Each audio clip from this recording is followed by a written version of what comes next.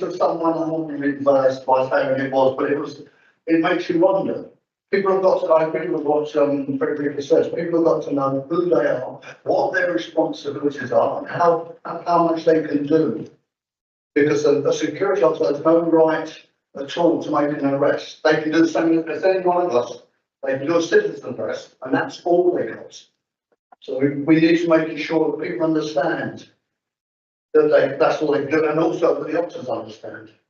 Thank you, Chair. Thank you. Councillor Heskey. I may have missed it, but I can't see. I can see the value of the contract, but I can't see what specific days, how many wardens, marshals, whatever you're going to call them, will be. And I'm assuming, based on the hourly rate they're paying them, that they won't be in the evening. So what? I'm just a bit. That lack of detail concerns me a little bit to see what we're actually paying. Craig, would you actually respond to that? Yeah, so you're right, the contract is valued at £40,000. So in conversations with the supplier, we have calculated a 40-hour week for one street marshal.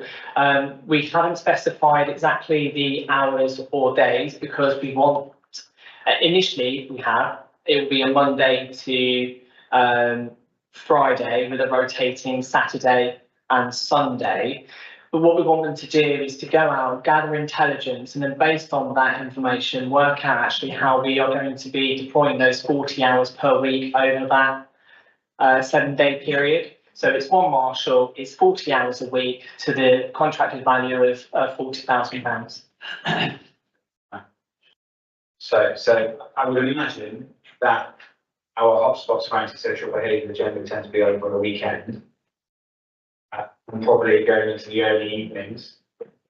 So I'm just surely we should have that knowledge from the police to be able to feed into this and say, actually, this is what we want, as opposed to going in Monday to Friday and building that case and then a year's gone by and we do a Craig.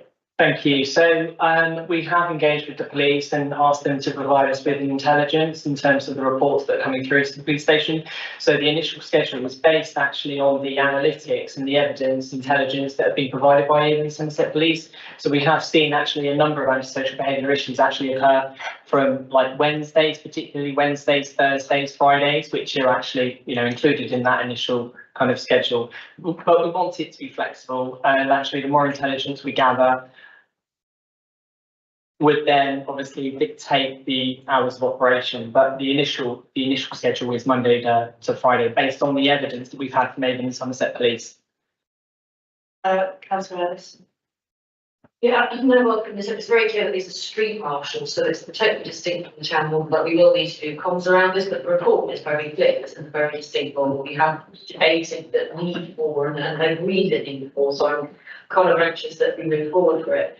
And I think that residents will welcome it. I mean, certainly like around here, Belvedere, I think the presence of somebody, just keeping an eye on things and the fact that somebody's around who can be that amazing, I think will be reassuring. And yeah, there's only one of them, but I think it's a very welcome thing. But I think in the future we have to put the whole issue of public space protection orders back off the table, because I'm a bit sick of being told that the police are sort of blaming Somerset Council for saying, oh, well, the council ditched these PSPOs. And it was actually the police told the council, oh, we don't need to do antisocial behaviour, it's fine.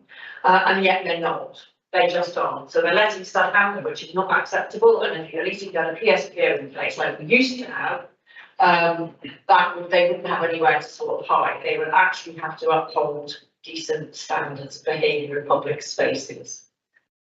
And Councillor Deakin. Thank you. Can I check, are we in confidential session at the moment? So I might like to talk about the operational hours that are contained within Appendix B. Am I okay to do that in the open session, or would you rather that we didn't? I don't think there's any confidential. Okay. I think we're going to confidential session. Okay, if you're comfortable with that. So I actually agree with a lot of Councillor Scheme said. So the rotor at the moment is on a 2-week rolling between Tuesday and Saturday, and then a then alternate Saturday and Sunday between two, so there's no coverage on Monday, given their kind of current proposed scheduling. I think it's a really good thing. I don't think those timings are quite right between 10 and 6. We've had reports from, it's early hours of the evening. I think it probably goes into 7, 8 o'clock into the evening, especially on those kind of Friday, Saturday evenings. Just in the conversation I've had with local businesses. And I'm also aware that there have been more recent challenges with things like the independent market setting up actually earlier in the morning. So on the weekend, actually, they've had problems with particularly Castle Green's space, 8, 9 o'clock in the morning. So I think I appreciate that we need to flex. I want to make sure, is there scope within the contract to flex that? And is the person who they're employing aware that that might be the case? So that's my first question. My second is, and I appreciate this is maybe a proof of concept, so we'll see how it goes. I wouldn't like to be the one person going around by myself. It just doesn't quite feel right. It feels like you should be in pairs at least, especially if we're expecting that individual to maybe approach a group of people who are doing things we don't want to be doing on Castle Green one early evening in the dark. It doesn't feel right sending one person out to be doing that job by themselves. It feels like it has to be at least a pair of people together operating as a team. So I think I'd just like to ask about kind of what that growth plan might look like. And equally, if you've got one, if you have sickness, then very quickly you don't have anyone at all. If that person's off sick, I don't know what the contract plan covers for that.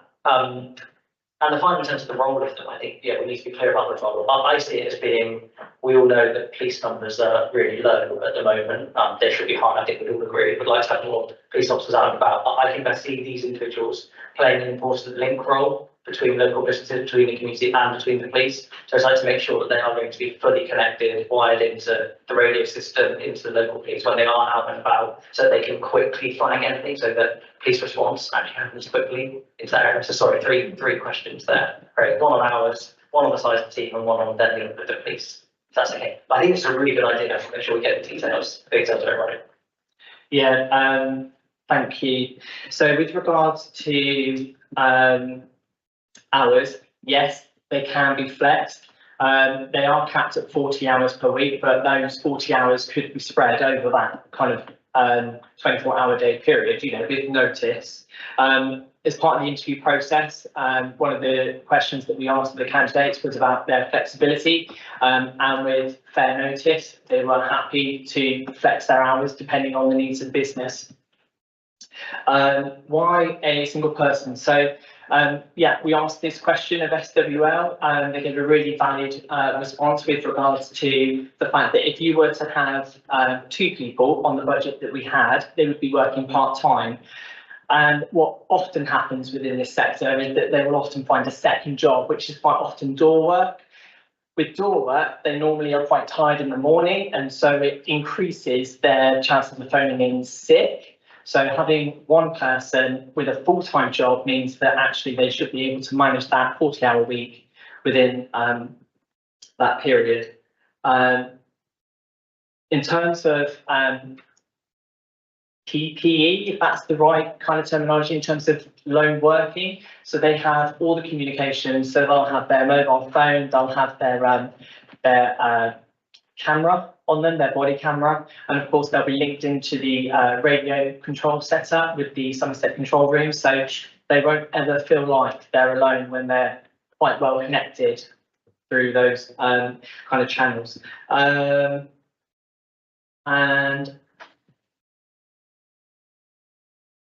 And your third question regarding stakeholders, sorry, can you just repeat that? No, I think that's it. It was to do with this, so I think you covered it. So thank you. Oh, yeah.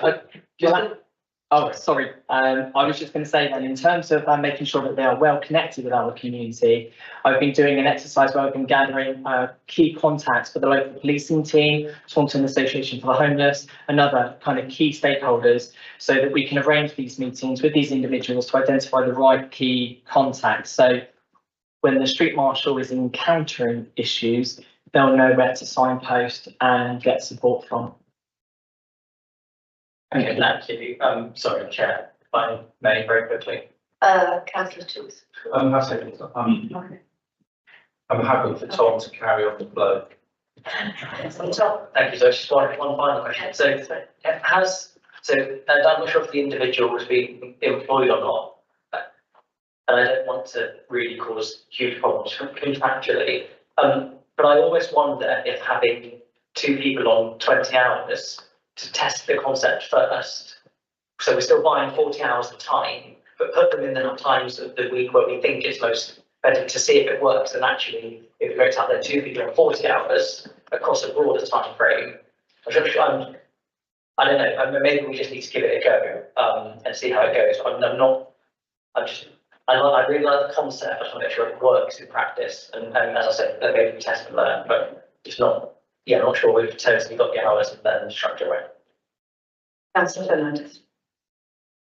Yeah, so my opinion, it's just really just to support this particular, because obviously I went with Craig to visit SWL. I spent a day with SWL down in Paul, so familiar with their setup, what they do, what they provide, how they train. They train these, these street marshals will be trained. The interview process, again, they pre-screened the people that are actually going forward for the job, so they pre-screened them before the actual candidates came to be interviewed. Many of them, and I think the important thing is they do, with SWL, they did say that if it is a part-time, they do look for other work, even though, it might, doesn't seem quite sensible, but they do look for door work. And they are absolutely keen in SWL that actually anybody who works with them, this is their main job. So, they're trained, they're security trained, and going back to what we were saying, Councillor Deakin, about learn working, then, they are trained in learn working. And I think the main premise of this particular is for a year, and it's during that year, it's going to be in fact gathering evidence-based, so that when we come to it next year, then we can potentially look at maybe 2, but we'll have the evidence. The systems that the street marshal will be using, they're using something called Centricis, which is a logging of all incidents that's direct link to the police. They can upload the incidents. So again, it's uploading incidents to the police. So Centricis, and also, what was it? Was it UK PAC? Yes, that's it. Yeah, the UK PAC is that thing. So again, it's the nationally recognised scheme that is it's used with many councils for, and again, it's working in partnership, and it's getting those links, as Craig has said, with the stakeholders, with the businesses. And I don't think it's about replacing what businesses actually have. It's about collating all this data. Because at the moment we don't actually know what works and not, and what isn't working, and I think the street marshals will help to provide that evidence. Thank you, Chair. Councillor Preston. For me, as I said, the principle is great. I just think if we already know that the data says it's Wednesday to Friday, which is the hotspot, then we've got Saturday and Sundays, which will be a busier days anyway within the town centre, because it's naturally the weekend and people will go out. Should we start it being Wednesday to Sunday? Because otherwise, Monday and Tuesday are dead days. So if we know nothing ramps up until Wednesday, we've got the busier time at the weekends. That, for me, would be the most logical place to start. And if it needs to change, then it needs to change. But I think having a presence from Wednesday to Sunday, where more people will see that one person, will give the public and businesses more confidence, especially at the weekend when it's busier anyway. Thank you. Councillor John. Yes, thank you. I just wanted to clarify, really, at SWL, are we hiring an individual for them? Do they supply a constant person for us? So is it going to be the same person each week? Because again, if it's Wednesday to Sunday, they would never get a weekend. And what happens if they're ill or they go on holiday? Do SWL provide us with somebody else? I mean, I can see the advantage of us having a constant person because they get to know our town really well. But then what happens when they will go on holiday? And do we know how much holiday they're entitled to? Craig. So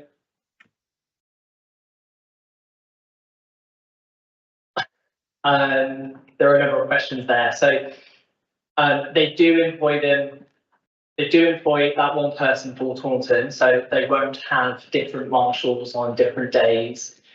We know that in terms of sickness, if they're off one day, then I would need to have a look at their kind of sickness, absence conditions, also holiday. So is there something I'd have to go away and ask to find out for you? As for Swift, apologies, tonight has given me so many more questions, just as we've discussed. I'm wondering if it's a question for Donna as to whether we have got the funds available to look to actually employ two from now on. I think we've got the data already. We may not have it ourselves as an organisation, but we probably could all sit here and say there is a need for additional support to tackle antisocial behaviour in the town centre. And I would say actually the wider area, because will this progress down to East Street, Grove Road, Belvedere Gardens, and actually listening to the concerns that people have raised around sickness. If we do have the ability to have the funds available to us to hire two individuals, it not only gives deterrent and a stronger, I guess, both safety for the individuals, but also kind of tackling it head on right away and a larger presence. But it also gives resilience over as we go throughout the year. So I would be interested to know whether we've got any funds available, because I would support actually spending more and doing it well and being able to do flexibility around days and events than actually having a people off or not having the safeguarding for that one individual. Donna, can you answer? Yeah. So just the context on the £40,000, that was what's originally agreed by council to go away to tender for contract, and it was coming from the Service Growth and Improvement Fund. There are funds still available, so there was money carried over from last year, so we've actually got a reserve figure in that, and we've also got a budget allocation for the marshals for this year, so it could be that we could look to use some of the money that was earmarked from last year for an additional warden or additional hours, and if there is an extension to contract. Councillor Solly, did you have a question? I think with Bev's work and Craig's work, if we've been advised that this is the right thing to have in the town, I think we go ahead with it. If we need to, then happy days. I think there's plenty ways to skin a cat, and we could spend hours kind of retuning this. But at the end of the day, we want it in the town, and doing the time schedule. I trust Craig to work to make that schedule right. But at the end of the day, we want this, and obviously coming back from Bev's research with the team, I think we go ahead with it. Obviously, by Frederica's point, having two that work well as well. So. Councillor Two, sorry, I'm waiting a long time. It's fine, Madam Mayor, and I start with apologies. Every time we get confidential items, I try and open them when I can, and I need to go to Marcus to find out why, so apologies. Just to pick up on the time things, to be absolutely clear, I'm not sure, but does the terms of the contract change if we ask people to work after a certain time? If we're talking about early evening, sometimes I'm not absolutely sure, but if you start to ask people to work past 6, the terms change, so just need to check on that.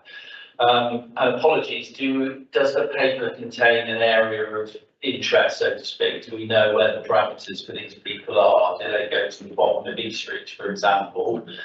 I have a quick question. Will they be linked up? You said they'd be linked up to the police. Will they be linked up to the existing retail guards? I know Tesco's have radios, etc., Pub Watch, etc. I also like, this may not be possible, it may be someone else's role, but other than just walking around looking for antisocial behaviour, it'd be really great. I know Councillor Smith-Roberts is forever logging stuff that isn't naturally, antisocial behaviour, but it would be great if they could log things with our colleague at the unitary council, like overflowing bins, people putting bins out where they shouldn't, just a possibility. And also finally, how are we going to measure success of this role? Great. The other thing that just struck me, and I'm really guilty of this myself, we get the papers fairly early, so just please to councillors, if you do look at it and see questions to help the officers out, to email them in before. Great. Thank you, Chair. Thanks, Councillor Tews. So do the terms vary? Yes, they will vary in terms of payment terms for bank holidays, but they're not scheduled to work bank holidays as needed. But there is capacity within our existing budget to deal with that if the need arises. Second question, the parameters in terms of their patrolling area. So the patrolling area is pretty much from Station Road, Belvedere, along the back of Wood Street car park, up through around the back. So you get up to Goodland Gardens, Castle Green, round the Credent Boots car park, up top of High Street, around the multi-storey car park, down through Eastgate, and then you get to the back of Primark, so 10 Card Street, around the back, Taunton Minster, and round by the Brew House, past Morrison's, and then you're back onto Station Road. So that's the kind of parameter, the patrol area that has been allocated to the street marshal. In terms of engagement with retailers, so one of their objectives is to visit every single business within that kind of retail area, let them know what their role is. The people that we interviewed, our preferred candidate, mentioned about that they were previously a PCSO and parking enforcement, so knows a lot of information that he would be happy to share with businesses. And to also let them know about the radio link system that's operated by Somerset Council, about how they can report their issues more effectively. So there's a really good engagement exercise that would be happening there with the businesses.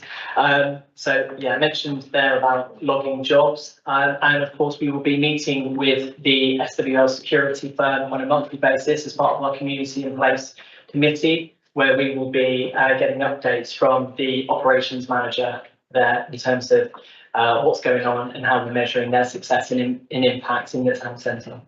Thank you. Thank you, Rick. A question from Julie Stenton. Thank you, Madam. Yeah. You're just thinking about whether it's one full time or two part time.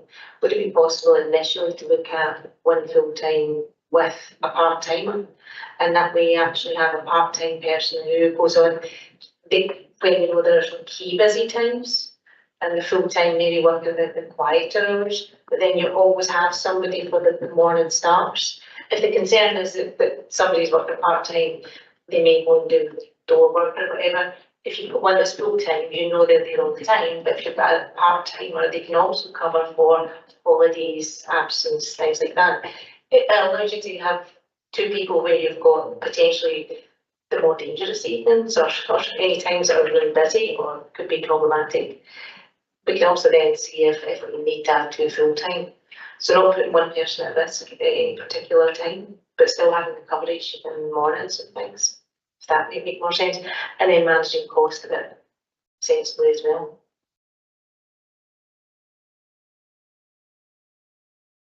Right, do you want to respond to that or? You happy? I think, I'm sorry, I'm going to have to extend it again. So could we please vote for a further extension? Could I have a proposal? Thank you, Councillor Solly. A seconder, please. Councillor Smith Roberts, thank you very much. And show of hands, please. Thank you. I think that's unanimous.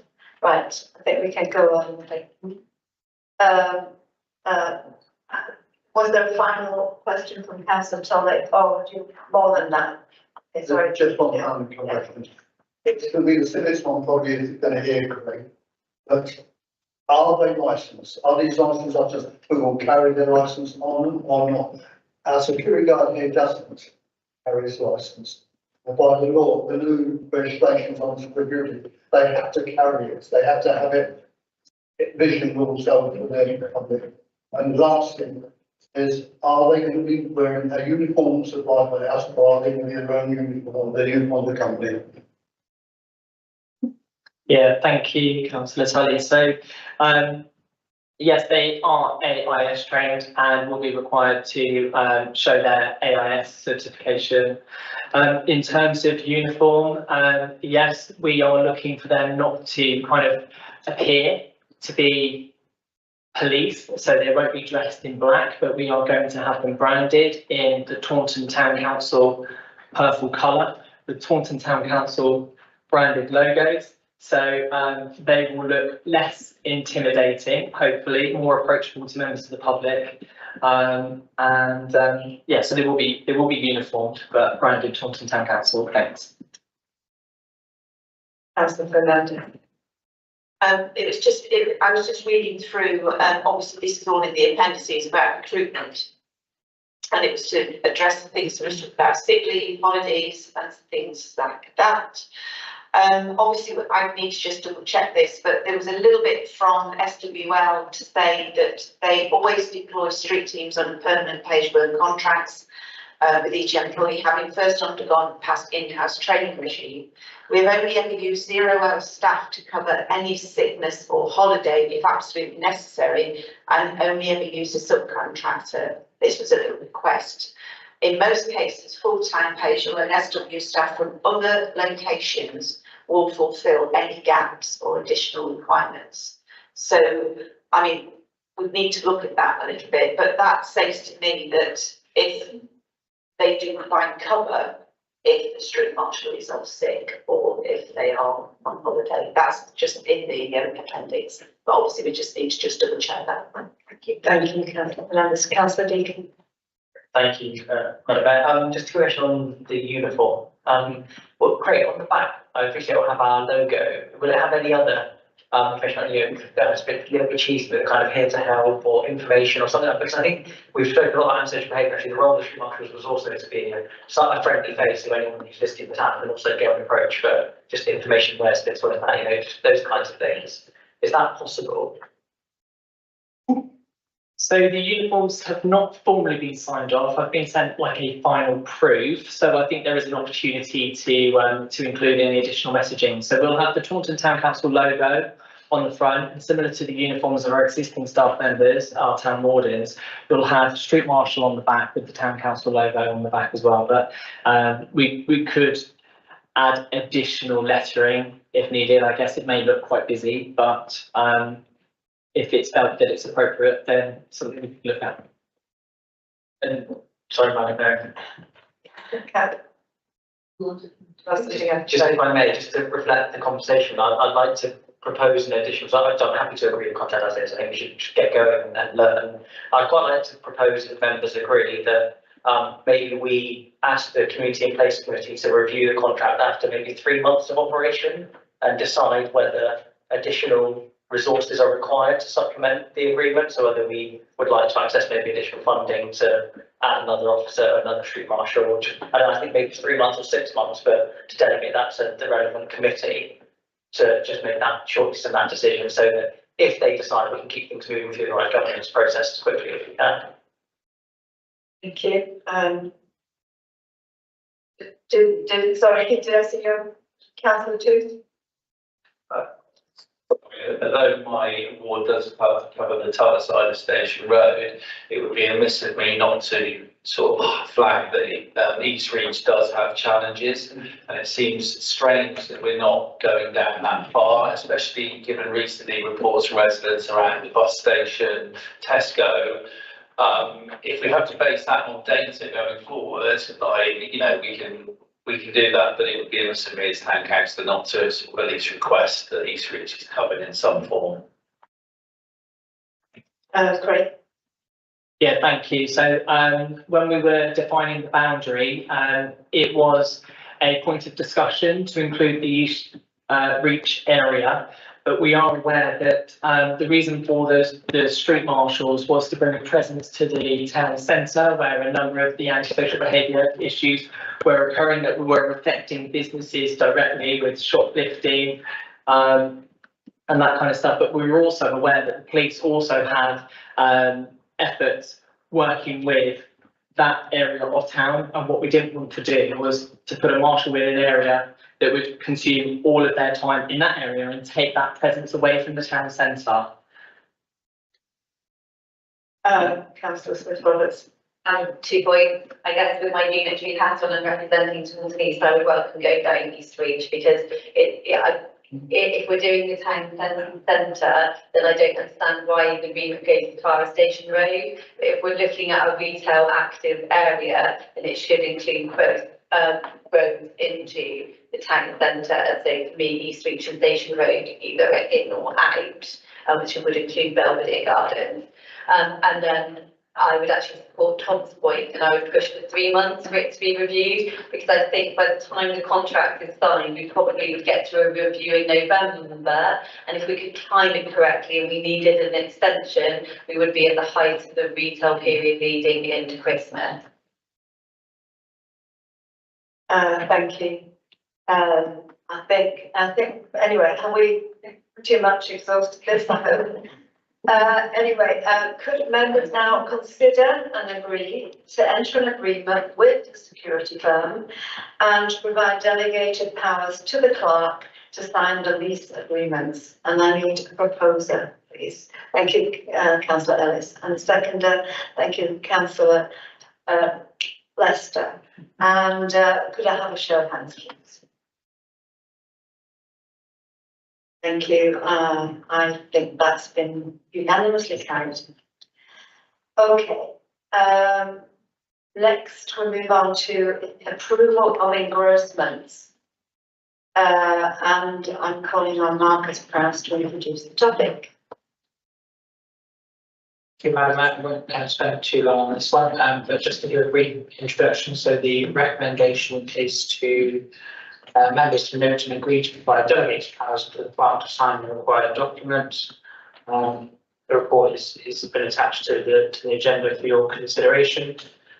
Obviously, following the vesting of Taunton Town Council last April, Council was able to, as a corporate body, appoint solicitors to carry out the requisite actions to ensure all land and property due to be transferred to the Town Council by the Community Governance Reorganisation Order was transferred across. Obviously, I understand there may be some surprise and frustration with the timescales taken, and we understand that's a common theme across the sector in Somerset as the devolution agenda with towns and parish councils gathers apace, and the assets team at Somerset Council is looking at its approach to revising to settle legal questions as and when they arise, which we would welcome. Thank you. Happy to take any questions. Are there any questions on this? It's the member were all being asked to note and agree to provide delegated powers to the clerk to sign required documents for the lease of Castle Green public conveniences.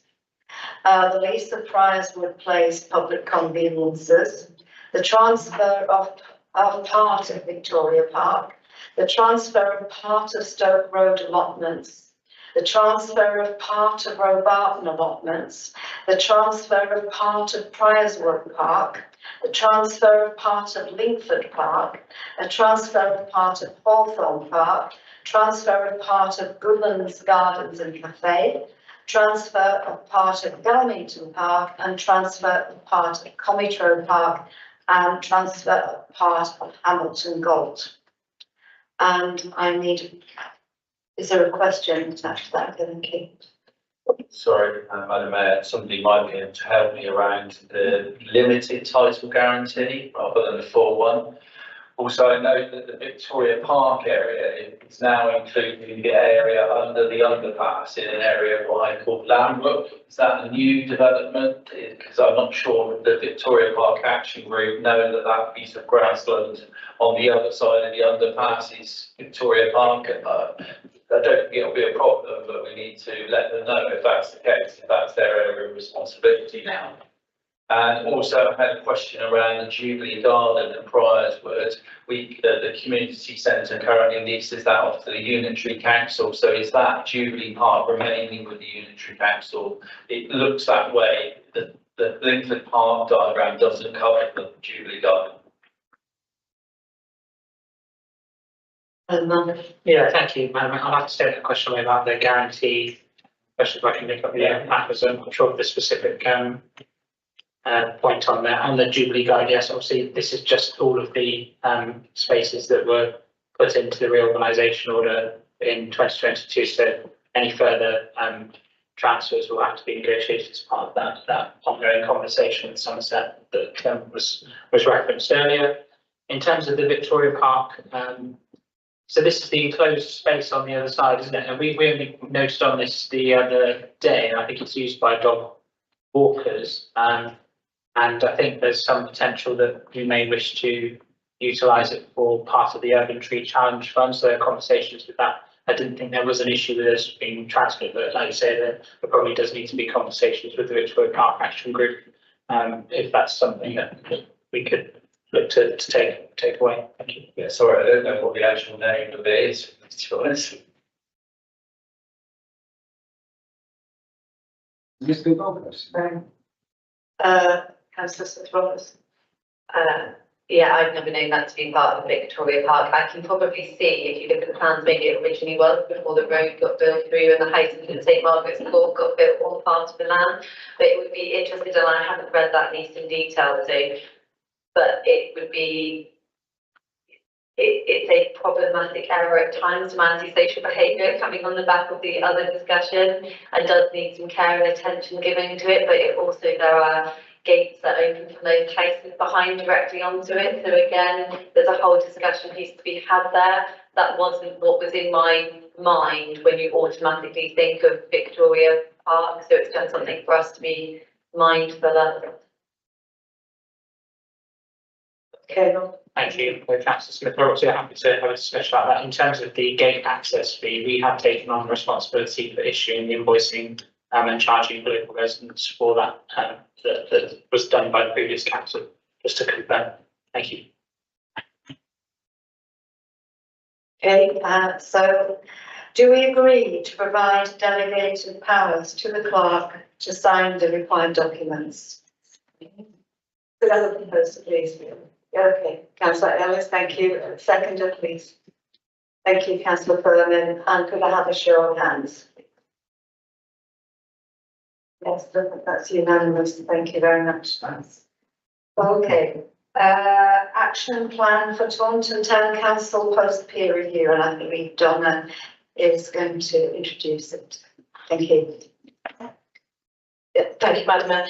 So the report, I've tried to provide as much context in the actual report that you've been given, and as an appendix we've got the action plan, so the points that we are addressing as key recommendations from the peer review which took place earlier in the year. But just to run quickly through the report, so we've got obviously the highlights was the 5 priorities, historical context, feedback on leadership and management, the culture and mayoralty, and the action plan development, and the 6 months check-in. So the peer review team come back within 6 months of the report being published and to see how we're getting on with the actions that we've identified, and to give them a comprehensive update. The key recommendations of the report are consider removing the ceremonial aspects for the council meetings, reviewing the meeting timetable, a appropriate member and staff training, and preparing a member and workforce training plan, commissioning externally facilitated team building sessions, regular communication with the public to highlight responsibilities, taking time out to pause and reflect on the last 12 months, establishing the core values and behaviours to foster supportive, caring and inclusive culture, and developing a robust performance management system to ensure that both the strategic and operational activities are being measured and monitored on a regular basis. Within the peer review, obviously, we have several organisations and community groups that got involved. So obviously, within the report, we're just addressing our thanks to the people that turned up and provided some feedback, which was all fell into position, obviously, within the report as well. What we do is we go through the action plan. So you'll see from the action plan, there is actually quite a lot of the work that's already started, and we've made some good progress on addressing some of the points. I'm going to move to the slide because I can't see that it's in time.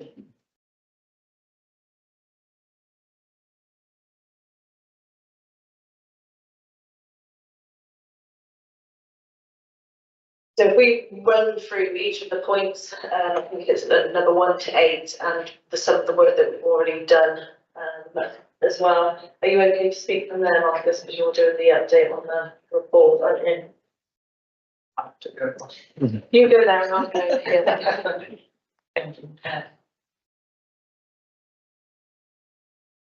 Jump straight into Yeah. the first recommendations around the ceremonial aspects of the meetings. Obviously, that's a list of diverse viewpoints. Obviously, the newly elected mayor has expressed a preference for not wearing robes, but for continuing to wear the chain and use the mace of office. A civic task and finish group has been established, and that met last week to examine this issue in greater depth alongside a number of other issues such as the civic protocol and other matters. And recommendations will come forth in due course to the Community and Places Committee, which has the mayoralty under its terms of reference, and subsequently to full council. In a related effort to streamline council meetings, standing orders have been revised to limit meetings to 2 hours, promoting focused discussions and concise agendas.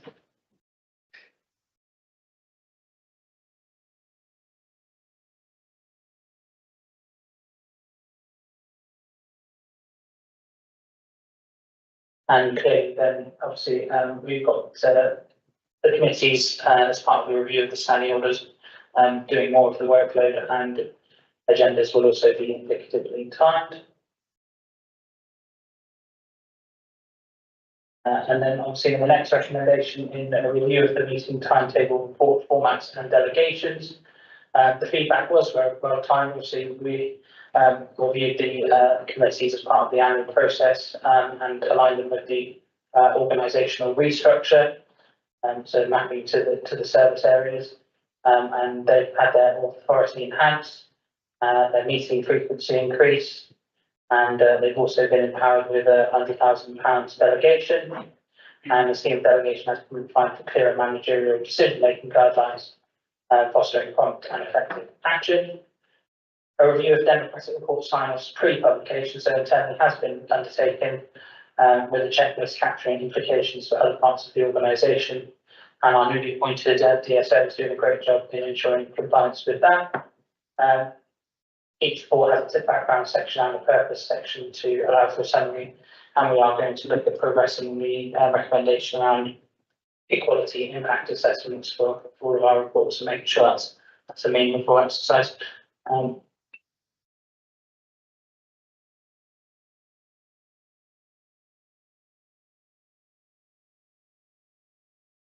With the next one, so the development of an organisation development plan is underway, spearheaded by our recently appointed personnel lead officer. Thank you, Rick. Training sessions on people management, appraisal and performance management, disciplinary and grievance have been conducted. A skills survey has been disseminated to all councillors, with a staff survey to follow soon. ILM training for senior managers is being arranged, and top team development sessions are being planned. The trainer set to commence next month, and the final position in the senior management team is starting with us in the middle of August. And the personnel committee will be receiving a comprehensive report in July 2024. On the externally facilitated team building sessions, we have an inaugural session in May 2024 with Carol Carpenter, and these mark the beginning of a series of monthly in-person gatherings with a full year schedule planned for all staff members. May session was particularly fruitful, allowing us to cultivate those values, which I'll go on to outline, and forge a strong sense of purpose and ambition with our team. A meeting was held with the new chairs of the committees and managers of the service areas to see how we can best start working together, which was really positive. And all councillors were invited to the team and members team building session at French Road Park in June, where Councillor Strauss and O'Donnell tried their hand at some rounders batting, which was very good to see. The next one is regular communication with the public. So we also have a communications and engagement policy which has been ratified. That's being integrated and will be complemented by a forthcoming strategy. Policy pledges the council's commitment to inclusive engagement across all community segments, encompassing a diverse range of demographics and local entities. I think the effectiveness of it is already evident in the preliminary stages of the community review process, which aims to disseminate the town's priorities through an extensive consultation. Council is actively exploring different feedback channels, including those traditional and digital mediums, to enhance community interaction. We have had, we've been collaborating with the digital information board provider through the planning committee chair, so that was positive. And also we plan to undertake a comprehensive review of the town's notice board infrastructure later in the year. Take time out to pause this recommendation. So the annual meeting in March served as a significant milestone, reflecting the accomplishments of the council in the first year. We've implemented forward plans to maintain manageable workloads and provide foresight into forthcoming tasks. We take pride in our collective efforts and regularly acknowledge exemplary work, considering ways to formally recognise this. Managers conduct weekly sessions to engage with their teams, complemented by frequent internal communication meetings that disseminate updates on pivotal tasks and update and discuss ideas for improvements to ways of working. Obviously, as we're growing bigger and evolving, we're evaluating these practices to align with our growth. Yeah, I think that's covered that one. Thank you. So establishing core values and behaviours, and that was facilitated as part of our first team building session, which included all staff members in deciding what these would be. We then took a poll, and these will now be rolled out across the organisation, with your input sought on these at our July personnel committee meeting. And just as an overview, we've come up with like a mnemonic to make them memorable. So it's our pact to each other and everyone we deal with in the workplace. Promote respect, always ambitious and accountable, compassionate and trustworthy. Performance management system to ensure both strategic and operational activities are monitored. So an initial version of an action plan, which is based on your priorities, was presented to the peer challenge team. And this function will be further developed by the incoming corporate business manager, who assumes their role next month, and the full senior management team.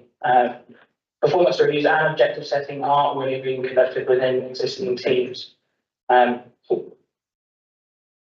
additionally, we plan to deploy a new CRM software solution to track and monitor our performance as a council.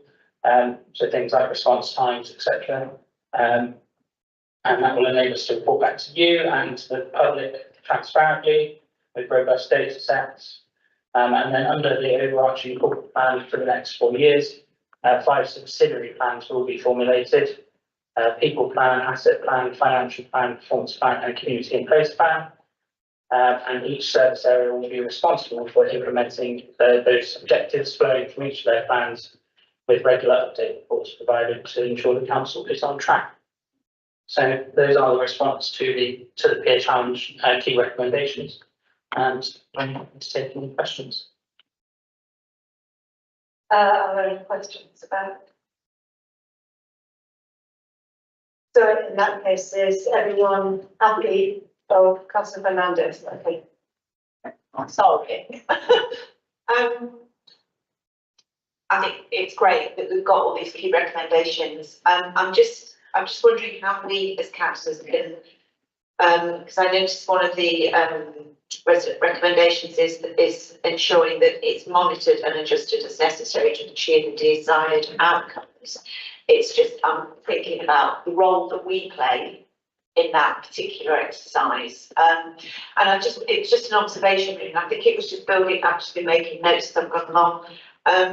It was something that I think Councillor Toombs said about the questions that were being asked about agenda items tonight, obviously, particularly around, it's not just obviously about the street marshal tenant, but is there any way that obviously beforehand, if any of the fellow members have got questions about what's on the agenda, to either contact the chair of each committee to ask, or ask, so at least then that the chair of committees and the officers have got time to address and to answer those particular questions. I just think sometimes I think that's why, and I noticed in one of the recommendations here, it was the standing orders of advisory meetings for 2 hours, promoting focused discussions and concise agendas. And perhaps if it's any questions about particular items that are on the agenda, if they get in touch with whoever's responsible for that particular chair of the committee, because we've got this new committee system. I'd like to think that most of the chairs of the committees are aware of what's going on. They've been to the agenda setting meetings. And it's just, again, to make these more focused and to run a little bit better. It's just a thought. Councillor Foley. Just going on what Ben actually said, it would be quite a good idea. I know when we send out or Marcus send out the council paperwork, that you could kind of put at the bottom, say a link, and for every full council create like a Teams message thing, so that everybody who's a councillor or who's an officer is on that chat. So if there is any question, you put them on that chat, and anybody can kind of, then obviously then you get a new one for the next month, but it obviously changes, if that makes sense. Okay, thank you. Are we ready to vote on this? No, Councillor Deakin. There's a very quick, I think we should ask questions beforehand to get details to give officers a help to know. I think we also shouldn't let that undermine their having a conversation in public like this. I think that's, so we've got to get the balance right. I agree. I think, but we should give officers the heads up, like asking specific questions. I'm just guilty of that. Because others are just thinking questions on the spot. But we just need to make sure we keep as much of it as possible, I think, in public forum as well, because we've got to find the right balance. Councillor O'Donnell. Very quickly, just to back up what Tom said there, this is recorded, so this is public viewing. If you start asking all your questions in private, then people feel we've done a proper scrutiny. So I do feel we need to have the time to answer questions. And just looking at the agenda, I mean, I know you've put in rough timings. I guess and I noticed that this timings do add up to 120 minutes, but I'll take from a teacher timings always add at least 50% to any of your less than planned times. I'm taking note of the 2 hours, and I'm going to be much stricter. So you're only allowed to speak once. Okay, sorry. Councillor Fernandez. Yeah, it was just to answer Tom's point, and also Councillor O'Donnell. I'm not in any shape or form negating the fact that we do need to openly discuss all agenda items. It's just the operational detail that goes to form these particular, and it's just getting that background information as opposed to, I'm not actually replacing the discussion at all. It's just the operational background detail. Thank you for clarifying.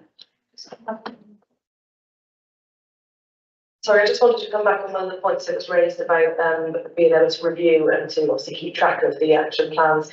So what we're intending to do is to split the recommendations up to the appropriate committees, and under your new strategies and plans for those committees will be the action tracker. And so these recommendations will fall to the relevant committees, so you can keep track of them. So when we go to do the update, members will be involved with obviously what's taken place and what's been implemented since it was agreed.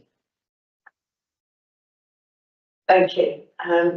So, are we ready to vote on this?